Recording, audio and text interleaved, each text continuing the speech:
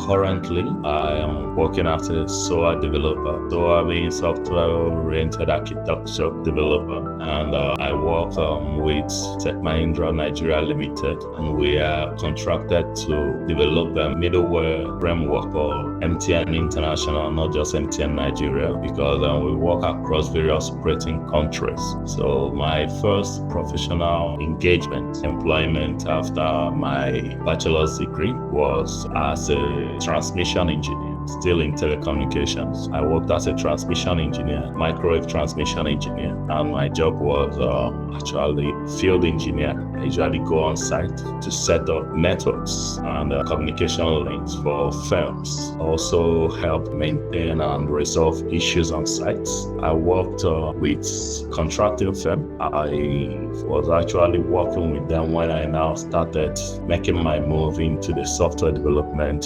industry. From there on, I now moved into the software development industry of the firm. The firm is Hindri Technologies in Port Harcourt, Nigeria.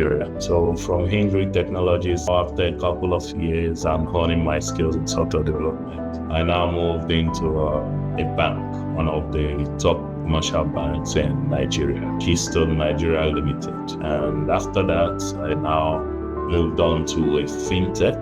Fintech is Number Incorporated. And then from Number Incorporated, I now moved to Tech Mahindra Nigeria Limited, which is my current job. So that is what I do. And all this while I've been working across these places. One of the major things that have always intrigued me has been security. So there was a time we had an issue in MTN. It was in the news. The system was hacked and people were just loading airtimes for free. Anybody, you could just find an already recharged PIN and you just kept loading it over and over and over again. So that was the first time I was like, wow, security is really a big problem. They mentioned the billions of dollars lost just as a result of that breach. And that was the first time I got very interested in cybersecurity. And after then, I also had another experience. That wasn't with my bank, Keystone, but another bank, Zenith Bank. It was one of the biggest bank in the country in terms of annual generated revenues. So they also had a breach while I was at Keystone. It was kind of scary.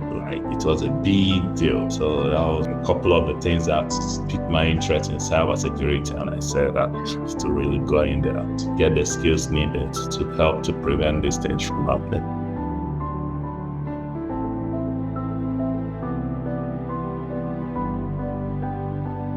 I've been lucky to work in cross-functional teams, especially in Number. So while at Number, I was able to relate internally with various teams, our DevOps, security team, even our network team, and the way we interrelate when there are challenges or things to handle. It was so fluid that you get some information about what's going on and also see what the other people are doing. So another thing was that I was able to make friends in the field. And before then, I've already had an interest in studying cybersecurity as a master's program. But then when I now started working in the field and now started seeing people who were already in it, it kind of got me more interested. I was now asking them, what would I need to do? What do I need to learn and all that? So I had to first get my interests practically, like get to know the things I need to learn to be able to do this. And when I now started delving in deeper and deeper, of course, as a software developer, my major, genre in cybersecurity, then something I'm trying to diversify now, then was, of course, application security.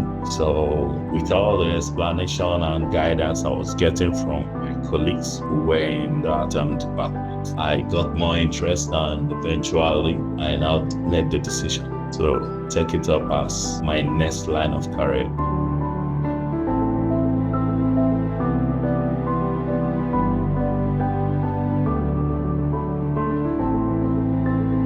As a service-oriented architecture developer. My job title already tells you that everything I do is over distributed systems. So while we work on distributed systems, we always find ourselves having to relate across various systems. We have various microservices, and we have various servers where we have them deployed. Most times we also have to communicate with B2B, business to business. And then when we have to do those things, that is always a channel, or do I say an avenue for threat actors to take advantage of. So that is one of the things that, like I said, in number, that I realized that, okay, we always had to interface with our security department before anything is given a go-ahead. So in SOA, if you're working as a SOA developer, you will have to understand the nitty-gritties of DevOps. You also have to understand the nitty-gritties of networking across various servers, and that means that you need to have a good knowledge of security for you to not jeopardize whatever assets that your business has.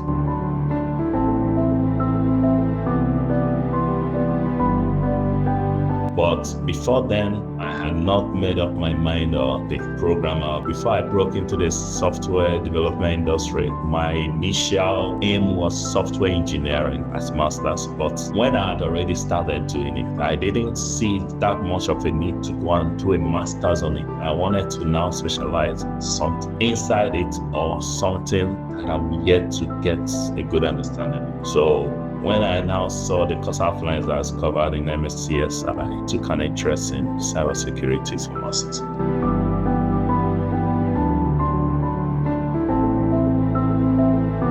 It has empowered my decision-making abilities. So far, I have been able to implement certain things I learned for application security. It has also pushed me to take up some short courses on application security. Like there is a website that I have always had an interest in. But after I started taking some courses at ECCU during my master's, I decided to also enlist for some of their programs. And I now took some courses on the application security. I was able to scale through, and since then I've been applying the knowledge I got there in my application security, which I'm implementing in my job. Since then, I've also been able to suggest some refactoring that should be done in our organization, and they have also been accepted. My proposals for refactoring of our code.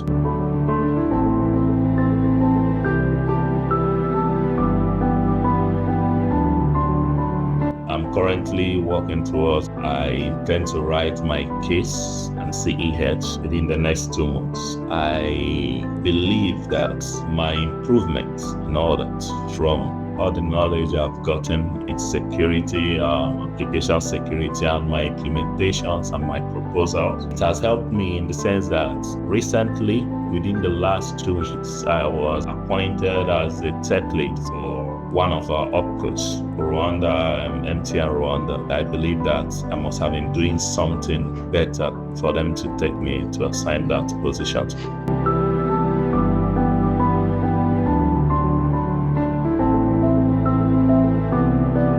Recommend it. There are lots of cybersecurity people who advertise cybersecurity programs. Some of them will even say 3 months. Some of them would say 6 weeks. Some of them would say 6 months. But I also take time to look at the course outline, what they intend to offer, or what they claim that they would be offering. And none of them are as comprehensive as a master's in cybersecurity. So that is the reason why, for anyone who is willing to give it that time, because some people would want things to just happen in a short while, they want the shortcut.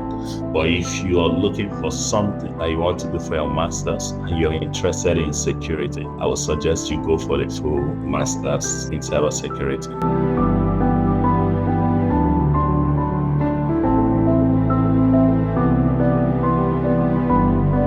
would say they were impactful because I still remember their names. That is one thing that happens when someone has an impact on me. I remember the names of my faculty, professors, and I remember the courses they taught me. I really did learn a lot of things under them. And there are some resources that I didn't even know about that I got to learn from some of my professors. I mean, like resources that are there online that I didn't know about existed, which could also help you even while you're in the industry working as a cybersecurity professional. So these are things that I'm grateful to my professors for, and these are the impacts they had on me. And I also have been very open to us. Even I think I've reached out to 2 of them after my graduation via LinkedIn, and they still responded as if I was still a student. So I really appreciate their openness and their willingness to assist and support us.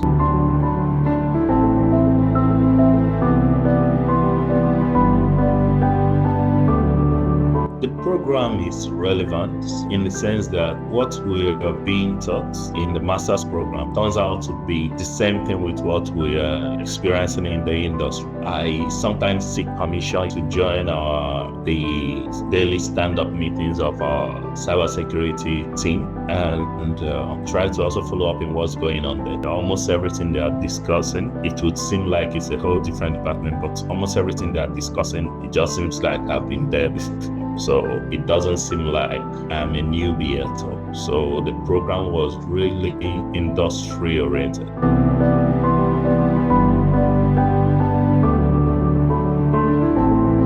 Well, it made my life easier in the sense that I didn't have to pause whatever was going on in my life, like my job and all that. I was able to still keep doing my job. Not that it was easy because of course I had to make out time to study the lecture notes, even the lecture videos, and also do all the weekly tasks. But the fact that I was able to do that in my own time, and I didn't have to stop whatever I'm doing to go and achieve this milestone, that was an advantage for me.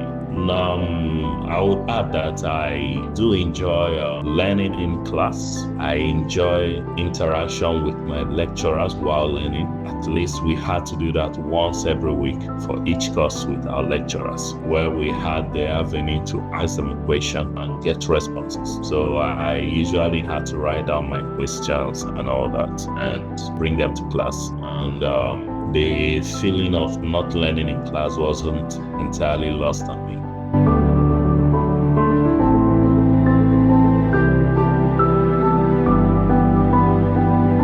I would say the most challenging time I had was not exactly a challenge from the program. It was a challenge I had at work. It was during my program that I eventually left Number and moved to Tech Mahindra. And during that transition period, it was kind of challenging because it happened to be within the period my session was ongoing, and at the same time I had to complete certain tasks to ensure that I leave my previous employees not stranded, to ensure that I do not leave them stranded. So the challenge was being able to meet up with my weekly tasks, because that was something I was unwilling to compromise. I always endeavor to meet up with my weekly tasks. So meeting up with that, and at the same time ensuring that I was able to complete all the pending tasks before leaving and my previous employers to the new place. It was quite a challenging semester for me, but with grit and just pushing myself to the limit, I was able to achieve that.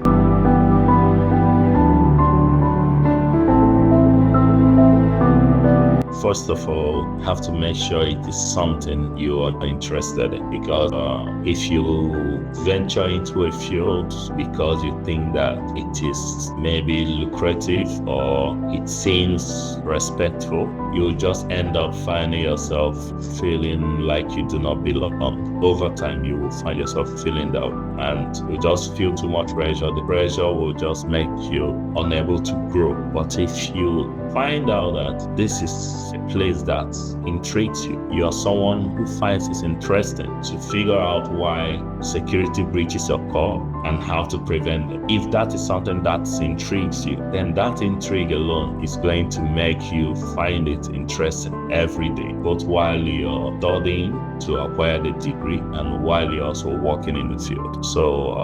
And those are the things that you need to get to the top, having an interest in what you're doing.